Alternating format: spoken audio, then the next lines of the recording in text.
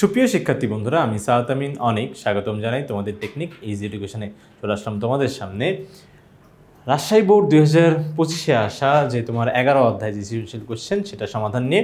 তো সেখানে প্রথমে আমি লক্ষ্য করতে পারছি যে উদ্দীপকে এখানে 4টা বিন্দু দেওয়া আছে, আর এটা বলে দিছে যে একটা চতুর্ভুজের 4টি শীর্ষবিন্দু। ওকে, আশা করি আমরা উদ্দীপকটা বুঝতে পেরেছি। তো উদ্দীপকটা আমরা সৌজন্য সাপেক্ষে প্রথমেই পড়ে ফেলছি। এখন আমরা সরাসরি চলে যাবো আমাদের ক নম্বর কোশ্চেনটাতে। তো ক নম্বর কোশ্চেনে যেটা বলছে যে AC রেখার সমীকরণ নির্ণয় করো। তার মানে এমন একটা সরলরেখার সমীকরণ নির্ণয় করতে হবে যেটা A বিন্দু এবং C বিন্দু দিয়ে যায়। তার মানে যে দেখো A বিন্দু এবং C বিন্দু দিয়ে যাচ্ছে, তাহলে এই সরলরেখার উপস্থিত A বিন্দু -3,4 আর C বিন্দু হবে তোমার কত বলতো 5,-5। ঠিক আছে, আশা করি এটা আমরা বুঝতে পেরেছি। এখন আমাদের AC সরলরেখার সমীকরণ যদি বের করতে হয়, আমরা জানি যে সরলরেখার সমীকরণ বের করার সূত্র কি x - x1 divided by x1 - x2 is equals to y - y1 তারপর কি ডিভাইডেড বাই y1 - y2। তো এটার ক্ষেত্রে তোমার দেখো এই সূত্রটা যদি অ্যাপ্লাই করতে হয় তাহলে সেই ক্ষেত্রে এটা দেখো হবে x1, এটা y1, এটাকে আমি ধরে নিচ্ছি x2, এটাকে ধরে নিচ্ছি y2। তো এই অনুপাতে যদি আমরা আর এখানে x মানে x অক্ষ, y মানে কিন্তু y অক্ষ, তো সেই জন্য x আর y কিন্তু চলক আকারেই থাকবে। তো সেক্ষেত্রে এই সূত্র যদি আমরা অ্যাপ্লাই করি তাহলে সেই ক্ষেত্রে আমরা আমাদের যে উত্তরটা পাবো সেটা দেখো এই যে তোমার দেওয়া আছে x - x1। ঠিক আছে, এই যে তোমার ধরো x1 যে এটা x1, এটা y1, এটা x2, এটা y2। ঠিক আছে, এই অনুপাতে জাস্ট আমরা মানগুলা তোমার বসাই দিলেই আমরা দেখো যে এই যে এরকম একটা ইন্টারফেস পেয়ে যাব। ওকে, এরপরে জাস্ট একটা ছোট্ট একটা ক্যালকুলেশন, দ্যাটস ওয়াই আমরা কিন্তু সরলরেখার সমীকরণ তোমার পেয়ে যাব। ঠিক আছে, তারপর দেখো এখানে অঙ্কের পর্যায়ে এসে দেখো আড়াআড়ি গুণ করতে হয়। এই যে দেখো আড়াআড়ি গুণ করলাম, আড়াআড়ি গুণ করলে এটা কত হয় বলো তো, এটা হলো তোমার 9, এখানে ভাগ আকারে আছে, এরপরে এসে গুণ হয়ে যাবে। আবার এখানে -8 তোমার ভাগ আকারে আছে, এটা ওই পাশে গেলে কি হচ্ছে বলো তো, গুণ হয়ে যাবে। ঠিক আছে, আড়াআড়ি গুণ করলে আমরা কিন্তু এই যে দেখো তোমার এই যে এটা পেলাম। এরপরে এই যে দেখো তারপরে কি বলো তো, এই যে তোমার যতগুলা চলক আছে চলকগুলোকে এক পাশে লিখছি, আর তোমার ধ্রুবক মানগুলা আরেক পাশে লিখে দিছি। তো লিখে দিলেই আমরা কিন্তু এই যে দেখো তোমার 32 থেকে 27 চলে গেলে যেটা হয় সেটাই আমার কাঙ্ক্ষিত উত্তর। এই যে ধরো তোমার 9x + 8y, এইভাবে কিন্তু আমরা আমাদের কাঙ্ক্ষিত উত্তরটা পেয়ে গেছি। ঠিক আছে, তো জাস্ট আমরা শুধু ওই দুইটা বিন্দু দেওয়া জানা থাকলে তাহলে সরলরেখার সমীকরণ নির্ণয়ের যে সূত্রটা সেটা অ্যাপ্লাই করলেই কাজ শেষ। ঠিক আছে, ওকে, এখন আমরা সরাসরি চলে যাব আমাদের খ নাম্বার কোশ্চেনটাতে। খ নাম্বারে আমাদের যেটা বলা হয়েছে যে ABCD চতুর্ভুজের প্রকৃতি নির্ণয় করো। তার মানে ABCD চতুর্ভুজের প্রকৃতিটা আসলে কেমন সেটা আমাদের প্রথমে আইডেন্টিফাই করতে হবে। তো সেটার ক্ষেত্রে আগে যখনই আমাদের চতুর্ভুজের কথা বলবে চতুর্ভুজ, তখনই আমরা অবশ্যই বিন্দুগুলা ছক কাগজে স্থাপন করে নেব। হয় ছক কাগজে যদি আমাদের সময় থাকে, আর যদি ছক কাগজে সময় না থাকে তাহলে সেক্ষেত্রে অবশ্যই তোমার খাতার মধ্যেও তোমার একটা চতুর্ভাগ এঁকে সেখানেও আমরা দরকার হয় স্থাপন করে দিতে পারি। তাহলে সেক্ষেত্রে এখানে ব্যাপারটা তোমার যেটা বোঝাতে যাচ্ছি সেটা ছক কাগজে যদি স্থাপন করতে হয়, আমরা তাহলে ধরো এখানে একটা ছক কাগজ নিয়ে নিলাম। এরপরে দেখো ছক কাগজে যদি স্থাপন করি তাহলে ব্যাপারটা কেমন হয়, এই যে দেখি, এই ধর আমার y অক্ষ আমরা আঁকলাম, তারপরে x অক্ষ আঁকবো, এই যে x অক্ষ। ঠিক আছে, এই যে x অক্ষ। ওকে, তাহলে সেই ক্ষেত্রে এই যে দেখো এটা x অক্ষ, এটা y অক্ষ। ওকে, এখন জাস্ট আর এটা আমাদের মূল বিন্দু, আমরা জানি মূল বিন্দু এখানে 0, 0 হয়। জাস্ট বিন্দুগুলো কি করবো, স্থাপন করে দেবো। ওকে, দেখে এটা -3,4 কোথায় হবে, x এর মান মাইনাস যেই দিকে, তাহলে বাম দিকে। x এর ঋণাত্মক মানগুলো কোথায় থাকে বলো তো, বাম দিকে থাকে। তাহলে এই 1, 2, 3, তাহলে এই যে এখানে। আর y এর মান পজিটিভ, y এর মান 4, তাহলে 4 y এর পজিটিভ মানগুলো কি উপরে থাকে, নেগেটিভ মানগুলো নিচে থাকে। তাহলে সেক্ষেত্রে 4 ঘর যাবো, তাই তো। তাহলে যে 3 ঘর আসার পরে 1, 2, 3, 4 উপরের দিকে 4 ঘর যাবো। তাহলে এটাই আমার A -3,4। তারপরে B বিন্দুটা, কত আমাদের বলছে 6,4। তাহলে সেক্ষেত্রে 6,4 কি হবে, যে ধরো তোমার 1, 2, 3, 4, 5, 6, 1, 2, 3, 4। ঠিক আছে, দুইটাই পজিটিভের দিকে। তাহলে B 6,4, এটা আমরা দিয়ে দিলাম। এরপরে কি 5, -5, 5, আর ওখানে -4, -5। আচ্ছা, 5, -5 মানে তোমার x এর দিকে আমরা দেখো x এর পজিটিভ মানের দিকে কয় ঘর যাবো বলো তো, 5 ঘর যাবো, মানে যে এখানে। তাই তো এখানে, আর হচ্ছে নিচে দেখো ওয়াইয়ের মান তো ঋণাত্মক, ওয়াই ঋণাত্মক মানগুলো তো নিচে, তাহলে কয় ঘর যাবো নিচের দিকে, 1 ঘর 2 ঘর 3 ঘর 4 ঘর 5 ঘর, তাহলে যে এটা হবে ওকে, এটা হবে হচ্ছে তোমার 5, -5, সি হচ্ছে 5, -5, এই যে দেখো। তারপরে হচ্ছে কি ডি বিন্দুটা বসে দেবে, তো ডি বিন্দু কি -4, -5, তাহলে এক্স এর মান ঋণাত্মক বাম দিকে, তাই না, আমি এই ঋণাত্মক মানের দিকে কয় ঘর যাবো বলো তো, 4 ঘর যাবো, 1 ঘর 2 ঘর 3 ঘর 4 ঘর, আর এরপরে হচ্ছে নিচে কয় ঘর নেমে আসবে বলো তো, 5 ঘর, 5 ঘর, তাই তো, তাহলে 1 ঘর 2 ঘর 3 ঘর 4 ঘর 5 ঘর, এই যে দেখো, ঠিক আছে, এটা হবে হচ্ছে আমার ডি, তাহলে -4, -5। ওকে, তাহলে সেক্ষেত্রে আমরা কিন্তু বিন্দুগুলো বসাই ফেলছি। এখন এই অনুপাতে আমি জাস্ট যোগ করে দিব, যোগ করে দিলে কি হবে, এই যে দেখি, এই যে ধরো এই যে এইটা একটা, তারপরে হচ্ছে এই যে এইটা সুন্দরভাবে মিলে গেছে, হ্যাঁ এইটা, তারপরে হচ্ছে এই যে এইটা, আর হচ্ছে এই যেটা, ঠিক আছে, দেখেই বোঝা যাচ্ছে যে একটু তোমার হচ্ছে সামান্তরিক বা রম্বস কোয়ালিটির কিছু একটা হবে, বাট এটা তো আমরা হচ্ছে দেখে আসলে প্রমাণ করতে পারবো না, আমাদের লাগবে হচ্ছে যে ব্যাপারগুলো, সেটা হচ্ছে প্রকৃতি যদি জানতে হয়। আচ্ছা, কথা হচ্ছে ভাই এটা কষ্ট করে আপনি কেন এখানে স্থাপন করলেন? স্থাপন এই জন্য করছি যেন তুমি বিপরীত বাহুগুলো বুঝো, যে এ বি এর বিপরীত বাহু কি বলতো, সিডি, ঠিক আছে, তারপরে বি সি এর বিপরীত বাহু কি বলতো, এডি, তারপর কর্ণগুলোও যেন চিনতে পারো, দেখো কর্ণগুলা, ঠিক আছে, কর্ণগুলোও দেখো, এখন কর্ণ তুমি এখন স্পষ্ট যে ভাই এসি একটা কর্ণ, তারপরে কি বিডি একটা কর্ণ, এসি একটা কর্ণ, বিডি একটা কর্ণ, এই যে দেখো, এই যে এসি কর্ণ, এই যে দেখো বিডি কর্ণ, ঠিক আছে, তাহলে সেক্ষেত্রে কর্ণগুলোও কিন্তু তুমি একদম স্পষ্টভাবে ক্লিয়ার হয়ে গেল। তো এটাই হচ্ছে তোমার কারণ যে আমরা ছক্কা খুঁজে বিন্দুগুলো স্থাপন করে নিছি, তাহলে সেক্ষেত্রে আমার এখন আইডেন্টিফাই করাটা একটু ইজি হয়ে গেছে। আমি এখন প্রথমে কি করবো বলতো, এগুলোর দৈর্ঘ্য বের করবো, ঠিক আছে, যে এ বি এর দৈর্ঘ্য, তাহলে এ বি দৈর্ঘ্য কীভাবে বের করবো, দেখো এ বিন্দু এবং বি বিন্দুর যে মধ্যবর্তী দূরত্ব সেটাই হবে কি বলতো, এ বি বাহুর দৈর্ঘ্য। এখন দুইটা বিন্দু জানা থাকলে আমরা দূরত্ব কীভাবে বের করি বলতো, আগে দূরত্বগুলো বের করবো, ঠিক আছে, বের করার পরে তারপর হচ্ছে আমরা আইডেন্টিফাই করতে পারবো যে এটা আসলে সামান্তরিক হচ্ছে, মানে কার সাথে, কার প্রকৃতির সাথে মিলে যাচ্ছে, ঠিক আছে, হয় সামান্তরিক হবে, না হয় আয়ত হবে, না হয় রম্বস হবে, না হয় হচ্ছে তোমার বর্গ হবে, তো দেখা যাক। তো প্রথমে হচ্ছে তোমার সূত্রটা হচ্ছে কি বলতো, x2 - x1 whole square plus y2 - y1 whole square, ঠিক আছে। এই অনুপাতে যদি আমি মানগুলো বসাই, তো এটাকে আমি ধরে নিচ্ছি আমার x1, এটাকে ধরে নিচ্ছি y1, এটাকে হচ্ছে x2, এটাকে y2, তাহলে এই অনুপাতে যদি মান বসাই তাহলে কত আসবে,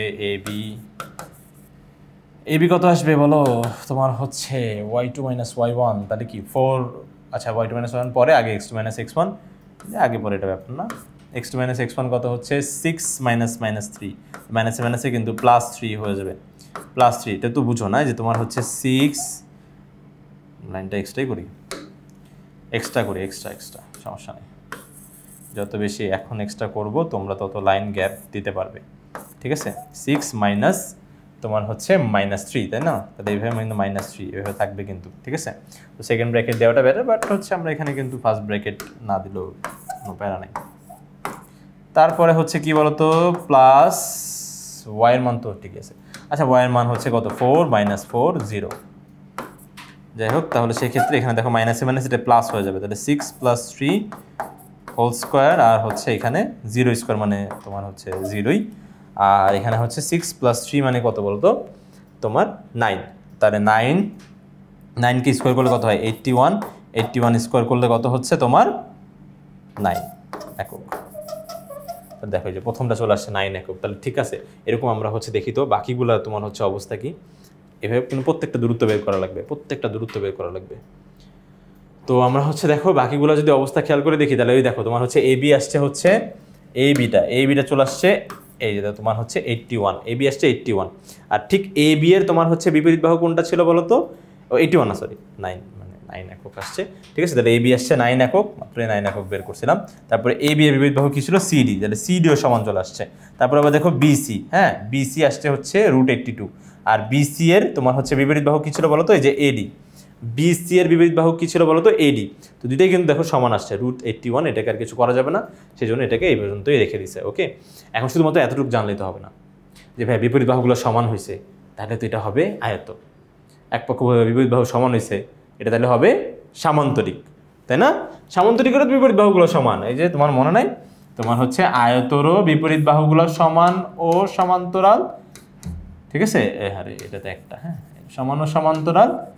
আর হচ্ছে সামান্তরিকের ক্ষেত্রেও কি বলতো, এটা সামান্তরিক ক্ষেত্রে বাঁকা আর কি, যাই হোক, তো এটাও কিন্তু সমান ও সমান্তরাল হয়। কিন্তু আয়তের আবার কি বলতো, কর্ণগুলোও সমান হয়। আয়তের ক্ষেত্রে কর্ণগুলোও সমান হয়, কিন্তু সামান্তরিকের কর্ণ সমান হয় না। তাহলে সেক্ষেত্রে আমাকে কিন্তু আবার কর্ণগুলো বের করতে হবে। তাহলে এখানে কর্ণ কি কি বলতো, এই যে বিসি, বিসি আর হচ্ছে কি বলতো এসি, বিসি না এডি, এডিও না, এডি তো এইটা বাহু। আচ্ছা, তোমার হচ্ছে এখানে এসি, এসি দেখো এসি আর হচ্ছে বিডি। এখন আমাকে এসি আর বিডি বের করতে হবে। তো সেক্ষেত্রে দেখি তো আমার এসি আর বিডি কি আসছে, এই যে দেখো এসি কর্ণ দৈর্ঘ্য, দেখতে পাচ্ছ এই যে এসি, দুইটা ক্ষেত্রে দেখো দুইটা সমান আসে নাই, সমান আসে নাই। এই দেখো তোমার এসি আসছে একটা, আর হচ্ছে বিডি আসছে আবার আরেকটাই, বিসি আসছে আবার, বিডিটা আসছে আবার আরেকটাই আসছে। তাহলে সেক্ষেত্রে কিন্তু দুইটা সমান হলো না। ওকে, এতে কর্ণ কিন্তু এক হলো না। তাহলে কর্ণ যদি এক না হয় তাহলে সেক্ষেত্রে অবশ্যই এটা কী হবে বলতো, একটা সামান্তরিক হবে, ঠিক আছে? এই আয়ত হলে তো তোমার হচ্ছে এগুলো সমানই হতো, কিন্তু যেহেতু সমান হচ্ছে না তাহলে সেক্ষেত্রে এটা অবশ্যই কী হবে বলতো, একটা সামান্তরিক হবে। সামান্তরিকেরও বিপরীত বাহুগুলো সমান ও সমান্তরাল, কিন্তু কর্ণগুলো কী বলতো, সমান না। ওকে, আশা করি তোমরা হচ্ছে বুঝতে পেরেছো। এখন আমরা সরাসরি চলে যেতে পারি আমাদের গ নাম্বার কোশ্চেনটাতে। তো গ নাম্বার কোশ্চেনে আমাদের যেটা বলা হয়েছে আমরা এখান থেকে একটু দেখবো। দেখো, গ নাম্বার কোশ্চেনে বলা হয়েছে ABCD চতুর্ভুজের যে অংশ তৃতীয় চতুর্ভাগে অবস্থান করে তার ক্ষেত্রফল নির্ণয় করো। তার মানে ABCD চতুর্ভুজের যে অংশটুকু তৃতীয় চতুর্ভাগে, এটা কিন্তু বুঝতে হবে তৃতীয় চতুর্ভাগে আবার কতটুকু অংশ তোমার হচ্ছে আছে।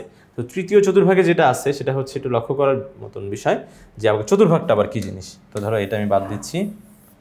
ওকে, এখানে গ্রাফেরও আমার হচ্ছে এখন আর দরকার নাই, ওটা থাকতে হবে। এটাও বাদ, এটাও বাদ, এই যে দেখো গ্রাফ থাক, হ্যাঁ গ্রাফের মানে হচ্ছে মানগুলো থাক, আর বাদ বাকিগুলো এই যে তুমি সাদা, ঠিক আছে? তাহলে সেক্ষেত্রে এখন দেখো আমরা যে কাজটা করব সেটা হচ্ছে, দেখো চতুর্ভাগ, চতুর্ভাগ হচ্ছে কি, এই যে দেখো তোমার এই যে আমি এক্স অক্ষ আর ওয়াই অক্ষটাকে যে আঁকছি, এই এক্স অক্ষ ওয়াই অক্ষ আঁকার জন্য এই পুরো সমতল ভূমিটা দেখো, দেখো একদম সমান চারটা ভাগে ভাগ হয়ে গেছে, দেখতে পাচ্ছ? কিন্তু চারটা ভাগে কিন্তু ভাগ হয়ে গেছে, এই দেখো একটা ভাগ, এই একটা ভাগ, এই একটা ভাগ, এই একটা ভাগ, ঠিক আছে? দেখো সমান চারটা ভাগে। ওকে, এই চারটা ভাগের মধ্যে এই ভাগটাকে বলে হচ্ছে, দেখো এই ভাগটাকে সবুজ, এই ভাগটাকে বলে হচ্ছে প্রথম চতুর্ভাগ, ঘড়ি কাঁটার বিপরীত দিকে ঘুরে, এটাকে বলে প্রথম চতুর্ভাগ, এটাকে বলে দ্বিতীয় চতুর্ভাগ, এটাকে বলে হচ্ছে তৃতীয় চতুর্ভাগ, এটাকে হচ্ছে বলে চতুর্থ চতুর্ভাগ। তো সেক্ষেত্রে আমার যেটা বলছে সেটা হচ্ছে কি বলতো, আমাকে যেটা বলা হয়েছে সেটা হচ্ছে, এই যে দেখো এটা এভাবে থাক, এই যে দেখো তোমার যেটা বলা হয়েছে সেটা হচ্ছে তৃতীয় চতুর্ভাগে অবস্থিত, মানে ABCD এর চতুর্ভুজ, ABCD যে চতুর্ভুজটা আছে সেই চতুর্ভুজের যতটুকু অংশ তোমার তৃতীয় চতুর্ভাগে গিয়ে পড়ছে, তাহলে তৃতীয় চতুর্ভাগে গিয়ে কতটুকু পড়ছে দেখি, তৃতীয় চতুর্ভাগে, তাহলে দেখো এই যে দেখো এটা হলো তোমার 3 নম্বর চতুর্ভাগে, যে দেখো তাহলে 3 নম্বর চতুর্ভাগে দেখো কতটুকু অংশ আছে, এই দেখো এই অংশটুকু, এই দেখো ফোটা ফোটা ফোটা ফোটা দিয়ে দিলাম যেন তোমাদের চোখের সামনে থাকে আসলে কতটুকু অংশ তোমরা বের করতেছো, ঠিক আছে? তাহলে দেখো এই অংশটুকু, এই অংশটুকু তোমাকে বের করতে হবে, এই অংশটুকুর ক্ষেত্রফল তোমাকে জানা লাগবে। তাহলে সেক্ষেত্রে বের করতে হলে উপায় কি বলতো, এই যে অবশ্যই এই বিন্দুগুলো জানা লাগবে, দেখো এই বিন্দুগুলো, কারণ শীর্ষবিন্দু জানলে আমরা চতুর্ভুজের ক্ষেত্রফল বের করতে পারি। তাহলে শীর্ষবিন্দু একটা কিন্তু তোমার জানা আছে D, আর আরেকটা তুমি জানো, দেখো এটা হলো মূল বিন্দু 0,0, তাই না? এটা মূল বিন্দু না, একদম মাঝখানে যেটা বিন্দু সেটা হচ্ছে মূল বিন্দু, এখানে x এর মানও 0, y এর মানও 0, ঠিক আছে? তাহলে আমার এখন বের করতে হবে হচ্ছে তোমার এই যে এই বিন্দুটা, এই দেখো এই যেটা, এই যে এটা, আর হচ্ছে তোমার এই যে এটা। ওকে, তো আমি প্রথমে ধরে নিচ্ছি যে আমার এডিটা, এডিটা এখানে তোমার হচ্ছে F বিন্দুতে ছেদ করে, আর এটাকে ধরে নিচ্ছি হচ্ছে G বিন্দুতে ছেদ করে। তাহলে সেক্ষেত্রে আমার দেখো এই যে তোমার হচ্ছে CD সরলরেখা, CD সরলরেখা, CD আসলে এটা সরলরেখা না, এটা এখানে একটা রেখাংশ দেওয়া। তো ব্যাপারটা হচ্ছে কি ভাই, আমার হচ্ছে এই রেখাংশটা দেখো তোমার হচ্ছে Y অক্ষকে ছেদ করে বলে G বিন্দু উৎপন্ন হয়েছে, আবার হচ্ছে AD রেখাংশটা F বিন্দুতে ছেদ করেছে, কোথায় বলো তো, X অক্ষতে। X অক্ষ যদি না থাকতো তাহলে কিন্তু F বিন্দু উৎপন্ন হতো না, X অক্ষকে ছেদ করছে বলেই যে F বিন্দুটা পাওয়া গেছে।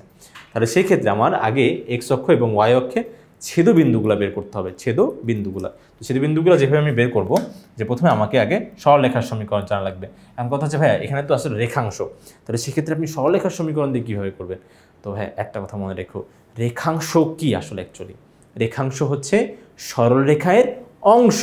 সরলরেখার অংশ যেটাকে আমরা বলি রেখাংশ, সেটা এখন এই চতুর্ভুজের কি বাহু হয়ে গেছে। চতুর্ভুজের কি বাহু, হ্যাঁ চতুর্ভুজের বাহু আকারে আছে, বাট ওটা কিন্তু একটা রেখাংশ, যেটা সরলরেখারই অংশ। তাহলে সরলরেখার যে সমীকরণ হয়, রেখাংশেরও কিন্তু একই সমীকরণই হবে। ঠিক আছে, তো সমীকরণগুলো যদি বের করতে পারি তাহলে সেক্ষেত্রে আমাদের জন্য পজিটিভ।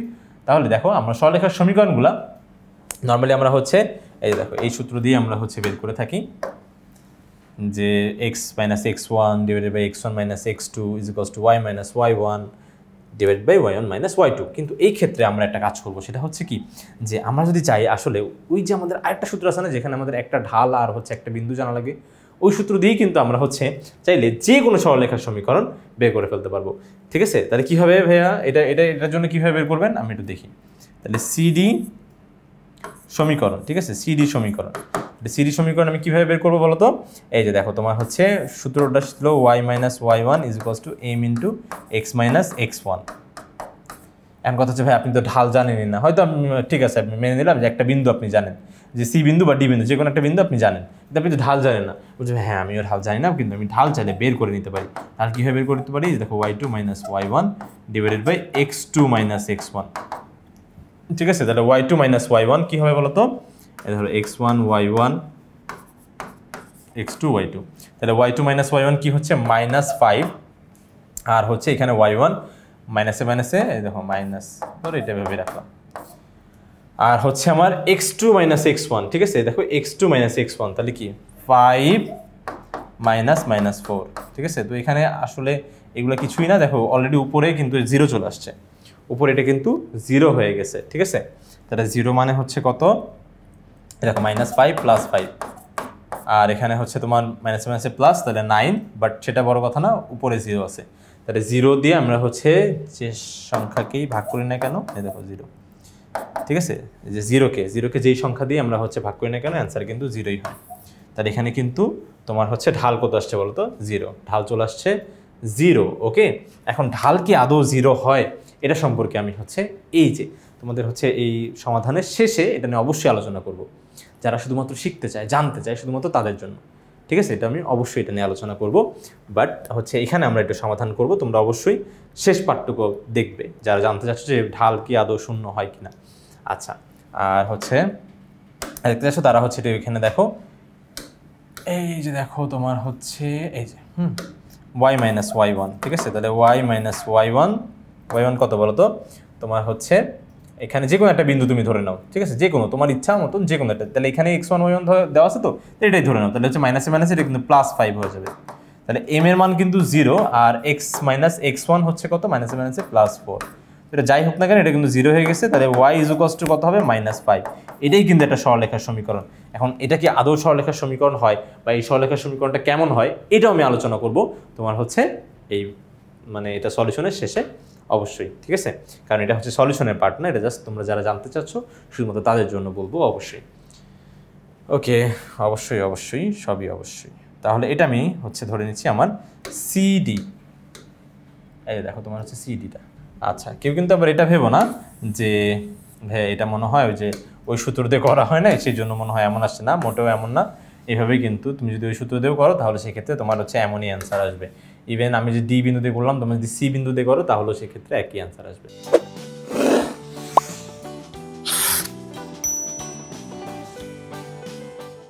তো এখন এই যে দেখো সিডি, এরপরে হচ্ছে এখন আমরা বের করবো হচ্ছে এডি। ওকে, এডি সমীকরণটা। এডি সমীকরণ যদি আমাদের বের করতে হয় তাহলে দেখো এডি, ঠিক আছে, এডি সমীকরণ, তাহলে সূত্র তো ওইটাই, y minus y1 is equals to m into x minus x1। ওকে, তাহলে সেক্ষেত্রে আমরা এখানে ঢালটা যদি আমরা বের করতে চাই তাহলে সেক্ষেত্রে ঢাল কী হবে বলো তো? এই যে ধরো তোমার হচ্ছে y2 minus y1, তাহলে কি -5 -4, আর নিচে হবে কি বলতো? x2 minus x1, তাহলে -4, আর হচ্ছে দেখো সূত্রের জন্য তো মাইনাস হবে, y2 minus y1 divided by x2 minus x1, আর সেই সূত্রের মাইনাস আর এখানকার মাইনাস, মাইনাসে মাইনাসে +3 হয়ে যাবে, +3। তাহলে এখানে হবে কি বলতো? -9, আর এখানে হবে -1, তাহলে সেই ক্ষেত্রে হবে তোমার জাস্ট 9। তাহলে দেখো এটা যদি আমরা এখন অ্যাপ্লাই করি যে y minus y1 y minus y1 y1 কত হচ্ছে বলো তো তোমার হচ্ছে এখানে যে কোনো একটা বিন্দু ধরলেই হবে, ধরো অলরেডি দেওয়াই আছে এই ডিটা, তাহলে যেটা যার দেওয়া আছে তার মানে তার নসিবে ওইটাই আছে।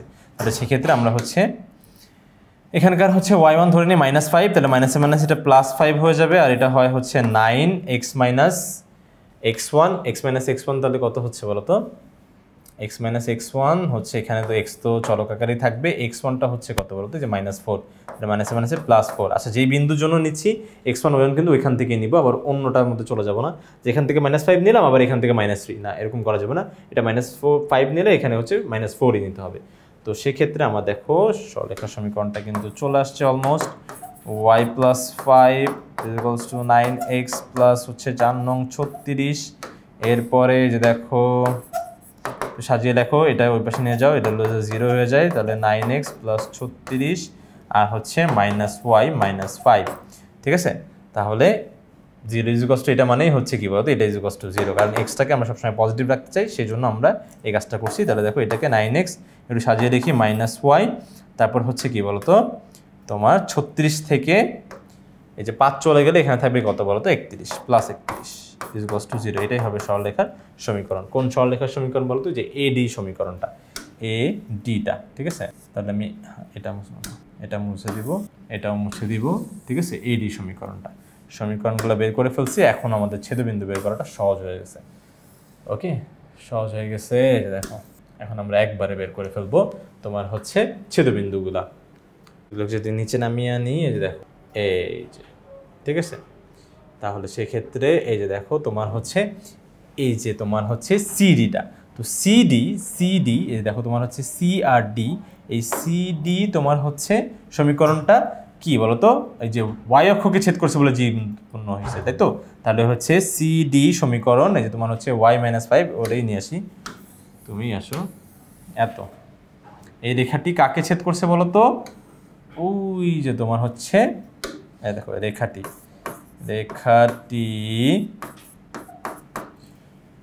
তোমার হচ্ছে আমাদের হচ্ছে কত y অক্ষকে, তাই তো। y অক্ষকে জি বিন্দুতে ছেদ করলে, ওকে, জি বিন্দুতে ছেদ করলে ছেদবিন্দুতে, হ্যাঁ ছেদবিন্দুতে আমরা জানি যে তোমার হচ্ছে যতক্ষণ পর্যন্ত একটা বিন্দু এই যে দেখো তোমার হচ্ছে y অক্ষের উপর আছে ততক্ষণ পর্যন্ত ওর x এর মানটা কত হবে বলতো 0। ওকে, ওর x এর মান কত হবে বলতো 0, ঠিক আছে।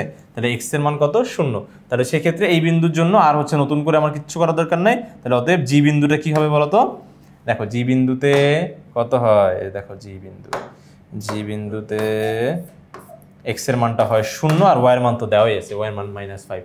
এই সমীকরণে আবার খুব সুন্দর ব্যাপার আছে আর কি, ডিরেক্টলি লেখা যায় -5, ঠিক আছে। আমার আর হচ্ছে ওই মান বসানোর কোনো ঝামেলা থাকে না।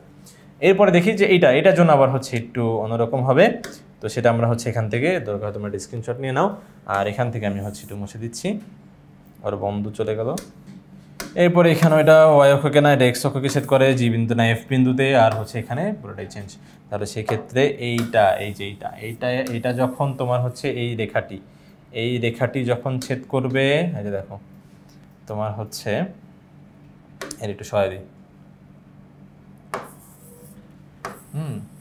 ওহো সাথেই চলে যাবে, তাহলে বাদ, নতুন করে লিখবো 0। রেখাটি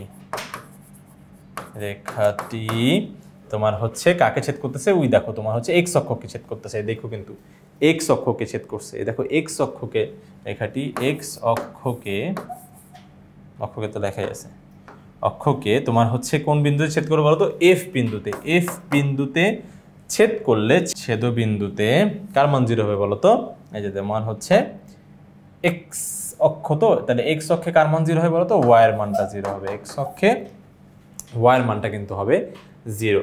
যে তোমার হচ্ছে রেখাটি x অক্ষকে f বিন্দুতে ছেদ করলে ছেদবিন্দুতে তোমার হচ্ছে y এর মান 0, তাহলে y এর মান 0, তাহলে যে ছেদ করছে এটারে তোমার হচ্ছে একটু সরাই দিই, যে ছেদ করছে তো তারই তো বসাবো, তাই না। তাহলে ছেদ করছে কে, এই যে তোমার হচ্ছে যে এডিটা, তাহলে এডিতে বসাবো। তাহলে সেক্ষেত্রে এডিতে বসালে এটা কি হবে, তোমার হচ্ছে 9, এক্স এর মান তো জানি না, ওয়াই এর মান কত বলতো 0 প্লাস 31 ইজ ইকুয়ালস টু 0, বা হচ্ছে 9x ইজ ইকুয়ালস টু -31, তাহলে x ইজ ইকুয়ালস টু কী হবে -31/9, কারণ এই যে এখানে তোমার হচ্ছে গুণ আকারে ছিল বেশিকে ভাগ হয়ে গেছে। তাহলে সেই ক্ষেত্রে আমার হচ্ছে এখানে x এর মানটা আসলো, x এর মানটা হলো আমার হচ্ছে বুঝছো কিন্তু, হ্যাঁ x এর মান -31। আচ্ছা এফ বিন্দুটা আমি এখানে না লিখি, আর হচ্ছে নর্মালি ইয়ে করে লিখবো, তাহলে হচ্ছে আমার এফ বিন্দুটা আমি এখানেই লিখে দিচ্ছি, ঠিক আছে। ধরো এখানে x এর মান আসলো হচ্ছে -31/9, আর হচ্ছে y এর মান আসলো কত বলতো 0, কারণ y এর মান 0ই তো আমরা জানি, যতক্ষণ পর্যন্ত একটা বিন্দু এই মানে x অক্ষের উপর আছে ওর y অক্ষের মান 0ই হবে, ঠিক আছে। তাহলে কিন্তু আমরা এই যে দেখো আমাদের কাঙ্ক্ষিত দুইটা বিন্দু পেয়ে গেলাম। এখন আমাদের ক্ষেত্রফলটা বের করলেই কাজ শেষ, ঠিক আছে। তো ক্ষেত্রফল কীভাবে বের করে, আমরা হচ্ছে ঘড়ি কাঁটার বিপরীত দিকে ঘুরবো অবশ্যই। তো ঘড়ি কাঁটার বিপরীত দিকে ঘুরতে হলে তোমার হচ্ছে 0 থেকে f আবার 0 এই পর্যন্ত গেলেই হবে, ঠিক আছে। তাহলে সেই ক্ষেত্রে আমরা দেখি যে তোমার ত্রিভুজ তো না, চতুর্ভুজ হচ্ছে, এটার নাম দিলাম হচ্ছে এই যে তোমার মূল বিন্দু, তাহলে ও এফ, এই যে দেখো ও এফ, বেশি ছোট লাগতেছে, এই যে দেখো তোমার হচ্ছে ও হচ্ছে মূল বিন্দু, তাহলে ও এফ ডি জি এর ক্ষেত্রফল কী হবে, হাফ থাকবে, এরপর একটা নির্ণায়ক সাইন দিব, নির্ণায়ক সাইন দিয়ে আমি হচ্ছে বিন্দুগুলো বসাবো। এই দেখো যেখান থেকে শুরু করছি সেখানে এসে শেষ হবে, তাহলে 0,0 উপরে সব সময় x এর মানগুলো কিন্তু উপরে হয়, হ্যাঁ উপরে হয় হচ্ছে x এর মান, নিচে হয় হচ্ছে y এর মানগুলা। তাহলে x এর মান হচ্ছে 0, y এর মান হচ্ছে তোমার 0, ঠিক আছে। তারপরে আবার পরবর্তী বিন্দুটা হচ্ছে f হচ্ছে কত -31/9, আর হচ্ছে y এর মান হচ্ছে কত বলতো 0। তারপরে আবার হচ্ছে তোমার ডি বিন্দু হচ্ছে -4, তারপরে হচ্ছে জি বিন্দু কত বলতো 0, -5, আর যে বিন্দু থেকে শুরু করছে ওই বিন্দুটা আবার রিপিট করতে হয়, ঠিক আছে। এটা কিন্তু তোমার হচ্ছে মডুলাসের মতন দেখতে হলো, এটাকে বলা হয় হচ্ছে নির্ণায়ক, ঠিক আছে। এটা নির্ণায়কের কাজ। আর আরেকটা কথা সেটা হচ্ছে যে তোমার যেই বিন্দু থেকে শুরু হয় আসলে ওই বিন্দু থেকেই কিন্তু গিয়ে শেষ করতে হয়, কারণ তুমি একটা ব্যাপার চিন্তা করে দেখো, ধরো তুমি ও বিন্দু থেকে যাত্রা শুরু করে তুমি এফে গেলা, ঠিক আছে, তারপর সেখান থেকে তুমি ডিতে গেলা, ডিতে গিয়ে তুমি জিতে গিয়ে থেমে গেছো, মানে 0,-5 পর্যন্ত গিয়ে থেমে গেছো, তাহলে সেক্ষেত্রে কি আর তোমার হচ্ছে চতুর্ভুজটা তুমি পাচ্ছ না কিন্তু, যতক্ষণ না তুমি আবার পুনরায় আগের বিন্দুতে ফিরে যাচ্ছ, ঠিক আছে। দেখো পুনরায় আগের বিন্দুতে ফিরে গেলে এখন তোমার হয়েছে খুব সুন্দর একটা চতুর্ভুজ হয়ে গেছে, ঠিক আছে, কালো একটা চতুর্ভুজ।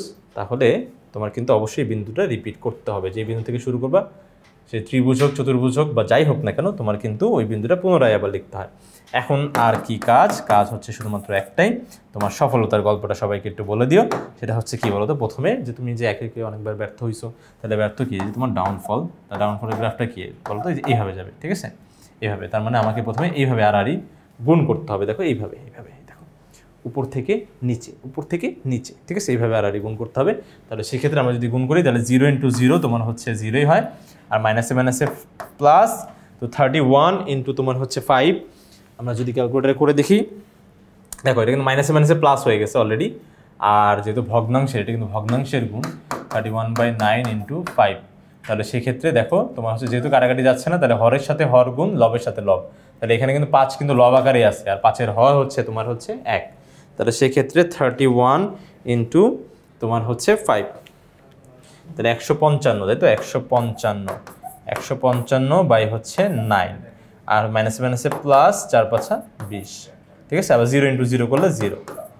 এই যে তোমার হচ্ছে ব্যর্থতা কিন্তু শেষ। এখন তুমি একটু মাইনাস দিয়ে একটু পজ নিছো, পজ দিয়ে এরপর হচ্ছে তুমি দেখাবা যে তোমার কামব্যাকটা কেমন। কামব্যাক মানে হচ্ছে কি, এই দেখো আমি হচ্ছে একদম নিচ থেকে সাই করে উপরে উঠে যাবো, নিচ থেকে সাই করে উপরে উঠে যাবো, ওকে। ধর এইভাবে, মানে এতক্ষণ আমরা হচ্ছে গুণটা করছি মানে নিচ থেকে উপরে ডাউনফলের দিকে, আর এখন আমরা কি করবো বলতো, কামব্যাক মানে হচ্ছে সফলতা কি অবশ্যই উপরে যাবে। এই দেখো 0 থেকে যেটা, ঠিক আছে, এদিকে আমরা হচ্ছে গুণটা করবো। তাহলে দেখো এইভাবে যদি আড়াআড়ি গুণ করি তাহলে এটা হয় 0, এটা হয় 0, তারপরে হচ্ছে -5-এর সাথে এটাও 0, সবার সাথে 0, 0, 0, সব 0, ঠিক আছে।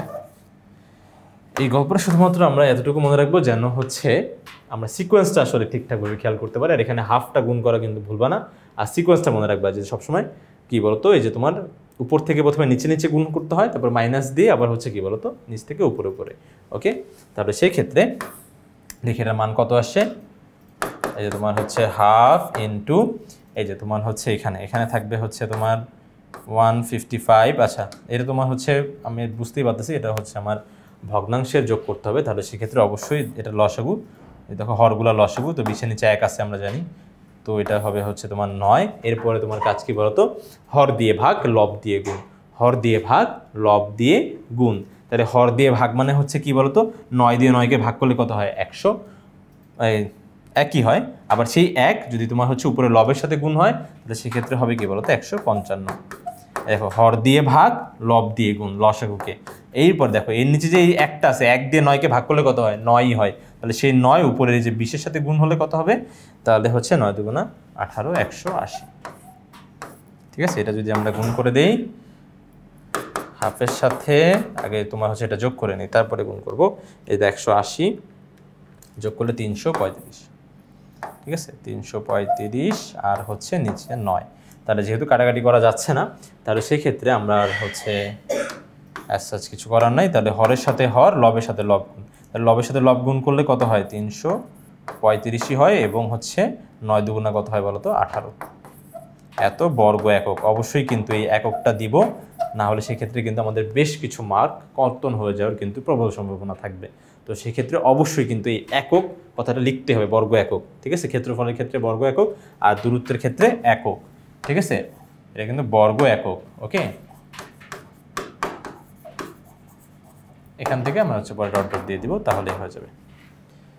আশা করি বন্ধুরা তোমরা বুঝতে পেরেছো সম্পূর্ণ বিষয়টা। এখন যারা শুধুমাত্র প্রথমে বলেছিলাম যে যারা ওই যে ঢাল আদৌ কি শূন্য হয় কিনা, বা ঢাল শূন্য হলে ব্যাপারটা কেমন হয়, আবার y = জাস্ট -5 আসছে, এটাও কি কোনো সরলরেখার সমীকরণ, এটা যারা জানতে চাচ্ছ শুধুমাত্র তাদের জন্য এখনকার পাঠটা। বন্ধুরা দেখো এখানে আমি কিন্তু প্রথমেই দেখো তোমাদের জন্য এই যে ঢালের সংজ্ঞাটা কিন্তু লিখে রেখেছি। তো আমরা যে উত্তরগুলো আমরা জানতে চাচ্ছিলাম সেই উত্তরগুলো এই ঢালের সংজ্ঞায় মোটামুটি আছে। সেটা হচ্ছে কোনো সরলরেখা এক্স অক্ষের ধনাত্মক দিকের সাথে যে কোণ উৎপন্ন করে তার ট্যানজেন্টই আসলে ঢাল, এটাই হচ্ছে ঢালের সংজ্ঞা। তো সেক্ষেত্রে প্রথমে আগে জানতে হবে যে ভাইয়া এই দেখো তোমার এটা হচ্ছে, আমি ধরে নিচ্ছি আমার ওয়াই অক্ষ, এটা হচ্ছে এক্স অক্ষ। কারণ কোনো সরলরেখা এসে ধরো এই যে ধরো এইভাবে সরলরেখাটা এক্স অক্ষের সাথে একটা কোণ উৎপন্ন করছে। ঠিক আছে, তাহলে সেই ক্ষেত্রে দেখো কোণ কিন্তু দুই দিক থেকেই হয়, এই যে একটা কোণ, আবার দেখো এই দিকের থেকেও একটা কোণ। কিন্তু আমরা যেটা মনে রাখবো সেটা হচ্ছে কি, ধরো এটা যদি আমাদের একটা ঘড়ি হয় তাহলে এটা হচ্ছে ঘড়ি কাটার দিকে, ঘড়ি কাটাগুলো এই দিকে ঘুরে, আর এটা হচ্ছে ঘড়ি কাটার বিপরীত দিকে। তো আমরা যদি কোনো এই যে এক্স অক্ষ থেকে তোমার ঘড়ি কাটার বিপরীত দিকে ঘুরে যদি কোনো কোণ পাই, সেটাই হবে হচ্ছে এক্স অক্ষের তোমার ধনাত্মক দিকের কোণ। এটা হচ্ছে এক্স অক্ষের ধনাত্মক দিক, এটা হচ্ছে এক্স অক্ষের ঋণাত্মক দিক। তাহলে এক্স অক্ষের ধনাত্মক দিকের কোণ কোনটা বলো তো, এই যে এইটা। আর এইটা যদি আমাদের থেটা হয়, ধরো আমরা ধরে নিলাম এই কোণটা থেটা। ঠিক আছে, এক্স অক্ষের ধনাত্মক দিকের সাথে যে কোণ উৎপন্ন করে, আমি ধরে নিচ্ছি যে থেটা কোণ উৎপন্ন করে, এটা না কিন্তু এটা না। হ্যাঁ, তাহলে সেক্ষেত্রে এক্স অক্ষের, এটা মুছে দিচ্ছি আমি, ধরো তাহলে এক্স অক্ষের ধনাত্মক দিকের সাথে থেটা কোণ উৎপন্ন করে তার ট্যানজেন্ট হচ্ছে কি, আমরা কিন্তু অলরেডি ইতিমধ্যে আমরা জানি যে তোমার হচ্ছে ত্রিকোণমিতিক অনুপাত সম্পর্কে, যেটা হচ্ছে কি বলতো সাইন কস ট্যান। সেই ওই যে ট্যানটা যেটা আছে সেটাই হচ্ছে দেখো এই যে ট্যানজেন্ট এর শর্ট ফর্মটা ট্যান। ঠিক আছে, তাহলে সেক্ষেত্রে তাহলে তার ট্যানজেন্ট মানে হবে কি বলতো, এই যে এই কোণের মানে হবে এই যে ট্যান থেটা। ঠিক আছে, তাহলে ঢাল বের করার আরেকটা ফর্মুলা কিন্তু ট্যান থেটা, এক্স অক্ষের ধনাত্মক দিকের সাথে কোণ। এখন কথা হচ্ছে ভাই সবসময় কি এক্স অক্ষের ধনাত্মক দিকের সাথে কোণ উৎপন্ন করা সম্ভব? কিছু এক ধরনের একটা সরলরেখা আছে যারা হচ্ছে এক্স অক্ষের সাথে আসলে এইভাবে যায়। দেখো আমি তোমাদেরকে বলি, এই ধরো এটা হচ্ছে এক্স অক্ষ, ঠিক আছে, আর এইটা এই দেখো তোমার এক্স অক্ষের সমান্তরালে যাবে। দেখবা এক ধরনের সরলরেখা আছে যারা হচ্ছে কি এক্স অক্ষের সাথে একদম সমান্তরাল হয়। তো আমাদের যেই চিত্রটা ছিল না, ওইখানেও তোমার হচ্ছে ওই ব্যাপারটা কিন্তু এক্স অক্ষের সমান্তরালই ছিল। তোমার হচ্ছে যে এ বিটা ছিল, তারপরে যে সিডিটা ছিল, সেগুলো কিন্তু সব এক্স অক্ষের সমান্তরালই ছিল। তোমরা যদি ব্যাপারটা লক্ষ্য করে দেখো, তাহলে সেক্ষেত্রে এক্স অক্ষের সমান্তরাল হলে কি কাজ হয়, যে এরা কিন্তু কখনোই একে অপরকে ছেদ করবে না। তাহলে যদি একে অপরকে যদি ছেদই না করে তাহলে কি কোনো কোণ উৎপন্ন করবে? তাহলে সেক্ষেত্রে এদের মধ্য এরা এই যে দেখো এই সরলরেখাটা এক্স অক্ষের সাথে আসলে 0 ডিগ্রি কোণ উৎপন্ন করবে, 0। তাহলে সেক্ষেত্রে ট্যান 0 কত হবে বলো তো ভাই? ট্যান 0 = 0। আমরা যে ট্যান 0 ডিগ্রির মান কত জানি আমরা বলো তো? 0। ট্যান 0 ডিগ্রির মান কত বলো তো? 0। ওকে, তাহলে সেই ক্ষেত্রে আমাদের কিন্তু ঢাল 0 আসতেই পারে। কখন আসবে? যখন কোনো সরলরেখা এক্স অক্ষের সমান্তরাল হবে। ওকে, আর আরেকটা কথা হচ্ছে ভাই ওয়াই ইজ ইকুয়ালস টু -5 যে ছিল সেটা কি আদৌ একটা সরলরেখার সমীকরণ? হ্যাঁ ভাই, একটা সরলরেখার সমীকরণ। এটা দেখতেও তোমার হচ্ছে কেমন হয় দেখো, এটা মনে রেখো, তাইলেই হবে। তাহলে সেই ক্ষেত্রে ধরো আমার দেওয়া ছিল ওয়াই ইজ ইকুয়ালস টু -5, এটাকে আমরা লিখতে পারি Y is equals to 0 into X minus 5। কেন ভাই 0 ইন্টু এক্স লিখলেন? 0 ইন্টু এক্স মানে তো 0ই, তাহলে এটা কীভাবে লেখা যায়? তাহলে সেক্ষেত্রে যে দেখো এখন এই যে দেখো আমরা হচ্ছে একটু চিন্তা করি, ধরো এটা হচ্ছে আমার ধরো এক্স, এটা হচ্ছে আমার ওয়াই, ধরো এখানে এক্স এর মান, এক্স এর মানটা ধরো আমি চিন্তা করলাম যে আমার এক্স এর মান যদি 1 হয় তাহলে ওয়াই এর মান কত হয়? -5। এক্স এর মান যদি তোমার হচ্ছে 2 হয় তাও কি ওয়াই এর মান -5। এক্স এর মান যদি তোমার -1 হয় তাও কি এটা -5। এক্স এর মান যদি -2 হয় তারপরেও কি বলো তো, এটা কিন্তু ওয়াই এর মান -5ই আসে। প্রত্যেকটা ক্ষেত্রে এটা কিন্তু তুমি যেই মানে বসানো কেন -5ই আসতেছে। তো এগুলো যদি আমরা হচ্ছে একটু ছক্কাকুজ স্থাপন করে দেখি তাহলে দেখো ব্যাপারটা কি হয়। এই যে দেখো এটা হচ্ছে ওয়াই অক্ষ, এটা হচ্ছে এক্স অক্ষ। তাহলে সেক্ষেত্রে যখন এই যে দেখো তোমার হচ্ছে যখন এক্স এর মান হচ্ছে 1, এক্স এর মান যখন তোমার 1 এদিকে তখনও ওয়াই এর মান কত? -5 মানে নিচে। এক্স এর মান যখন 2 তখনও ওয়াই এর মান -5। এক্স এর মান যখন তোমার -1 তখনও -5, যখন তোমার -2 তখনও -5। তাহলে সেক্ষেত্রে দেখো এটা যদি আমরা যোগ করে দিই দেখো এক লাইনে, তাহলে এই দেখো এক্স অক্ষের সমান্তরাল একটা সরলরেখা কিন্তু পাওয়া যাবে। হ্যাঁ, শুধুমাত্র কয়েকটা বিন্দু দিছি দেখি সেজন্য এরকম মনে হচ্ছে। আমরা যদি আরও বিন্দু দিতে পারতাম তাহলে কি আরও স্পষ্টভাবে ভালোভাবে বোঝা যেত। যে তাহলে সেক্ষেত্রে কখনো যদি ঢাল শূন্য হয় তাহলেও সেটাও হবে কি বলতো, এক্স অক্ষের সমান্তরাল। আবার যদি ওয়াই ইজ ইকুয়ালস টু -5 আসে, দেখো এটাও কিন্তু একটা সরলরেখার সমীকরণ হয়। সেটা হচ্ছে কি বলতো, এই যে এক্স অক্ষের সমান্তরাল, দেখতে পাচ্ছ এক্স অক্ষের সমান্তরাল। আশা করি বন্ধুরা তোমরা সম্পূর্ণ বিষয়টা খুব সুন্দরভাবে ভালোভাবে স্পষ্টভাবে বুঝতে পেরেছ। তো পরবর্তী ভিডিও দেখার জন্য আমন্ত্রণ জানিয়ে আজকে এখানে শেষ করছি। ধন্যবাদ সবাইকে। আসসালামু আলাইকুম।